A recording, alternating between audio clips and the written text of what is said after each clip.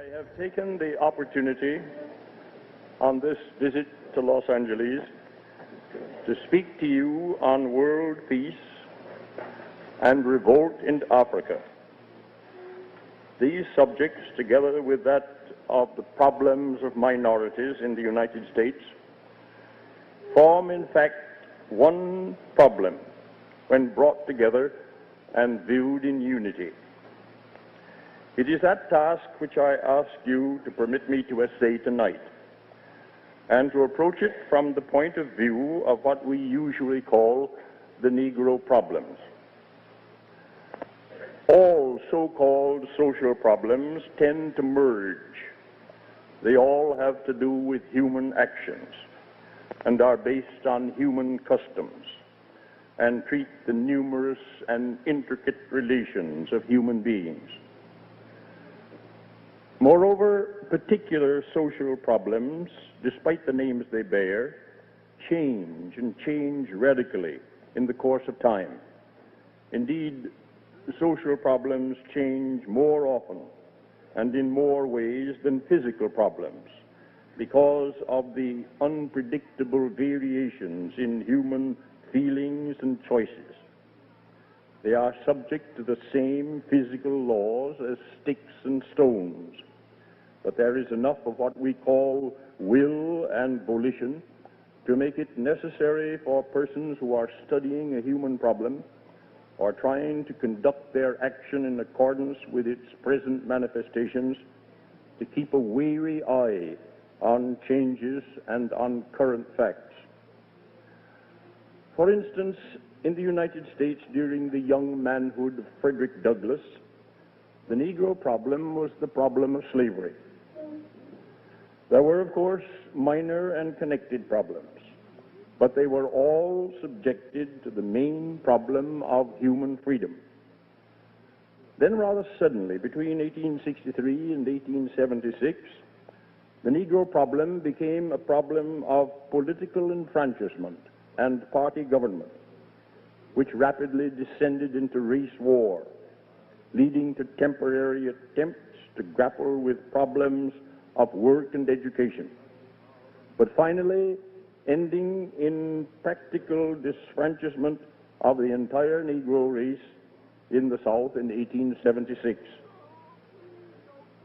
From 1876 until our day, the race problem in the United States of the Negro has been primarily a struggle to regain the right to vote in the midst of caste discrimination, changing slowly but definitely to a problem of the right to work and to be trained for work at all levels, and to a struggle for broad civil and social rights. Most of you, I think, assume that this is still the Negro problem, but you must be warned that it is not wholly or mainly that now. That the reason that it is not is because of the fundamental changes now spreading over the whole world. Whereas in the 18th century the world thought that progress and emancipation were coming from popular education and universal suffrage, we know now that more fundamental than these important rights is the economic organization of the world. That is, the way in which the labor of human beings is organized to satisfy human needs. This question is so fundamental that all other questions of political power, of education, and human happiness depend upon it. This is the basic reason for the rise of philanthropy, of socialism, and the attempt at complete realization of socialism through communism. It is immaterial whether or not you like or accept socialism or communism.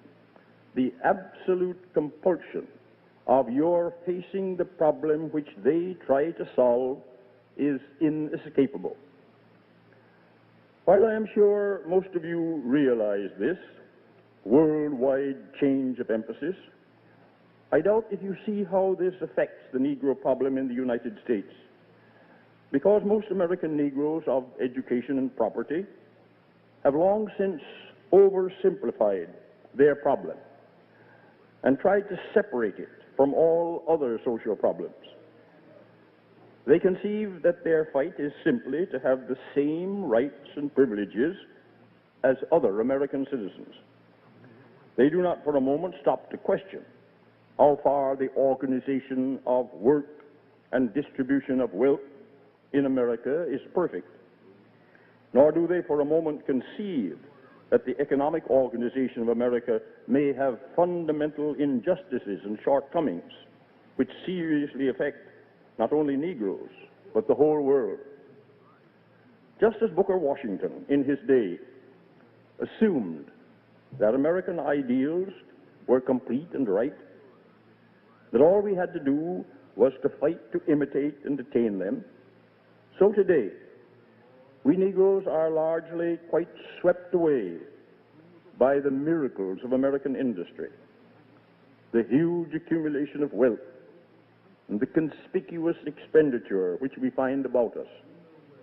Our idea of heaven is to be rich Americans, to make the kind of show in home, dress, and automobiles that is so popular in America, and to suffer in our effort to do these things, that we should be able to do them with no discrimination on account of race or color. This is dangerously short-sighted. We American Negroes are part of the working force of the world.